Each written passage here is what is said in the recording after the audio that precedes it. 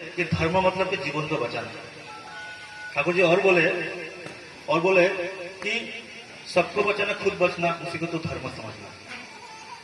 बचना और बढ़ना ही अगर धर्म है तो धर्म बोले तो जीवन को बचाना।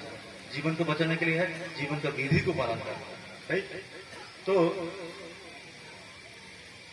जीवन का विधि को पालन करने के लिए विधि का एप्लीकेशन हमारा किस चीज के ऊपर होगा? हमारा जीवन का जो शरीर और ये मन है, इस चीज के ऊपर। और आचार्य जब बोलते हैं कि मन के ऊपर तो हम लोग नियंत्रण पा लिया तो सब कुछ हो गया। पर ये मन ही हमारा सबसे चंचल चीज है, जिसके ऊपर हम लोग नियंत्रण नहीं पाते और जिसके पीछे हम छूटते हैं। तो चंचल मन, उस चंचल मन को स्थिर करना ही हमारे लिए चैलेंज बन जाता है।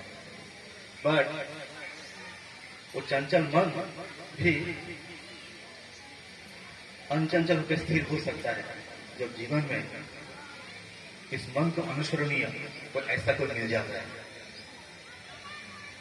हम हमारे सामाजिक पारिवारिक जीवन को अगर थोड़ा लक्ष्य करेंगे, देखेंगे, हम देखते हैं एक माता पिता का मान के चले 5 संतान है। 5 भाइयों में बहुत मिल है। 5 भाइयों का मिल का उद्देश्य क्या है? मिल का उद्देश्य कि सब माता पिता को साथ में लेके चलते, माता पिता को खुश करते करते वो लोग खुशी रहते हैं। वो माता पिता का जो बाइंडिंग है उस सबको बांध के रखता है। बहुत मिल देखते हैं।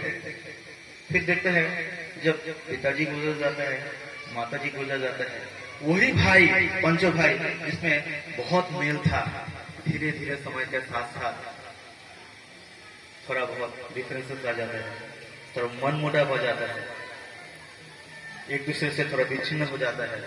उसके बाद जिस माता पिता को सेंटर करके इतना खुश रहते थे, फिर माता पिता का जो संपत्ति है, विषय है, उसके ऊपर सब अपना अपना अधिपत्य जमाने का कोशिश करते हैं और उसको लेके, उस विषय को लेके सिर्फ वो झगड़ा, जब पहले कभी था ही नहीं, तो झगड़ा एक कारण बन जाता है।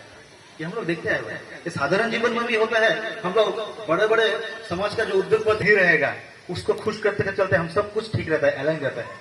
बट वो जो लव सेंटर है, जो माता पिता के बाद जब हमारे पास कोई उद्देश्य नहीं रहता है, फिर हम ये विषय जो खोने का जो भय बोल रहे थे, उस विषय के ऊपर हम लोग अट्रैक्ट होते हैं।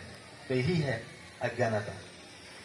और ठाकुर गुरु के पास आने से ये अज्ञानता से हमारा पर्दा जो खुल जाता है, आंख का मेरा चक्षु खुल जाता है, तब मुझे ये समझ में आता है जीवन का उद्देश्य क्या है।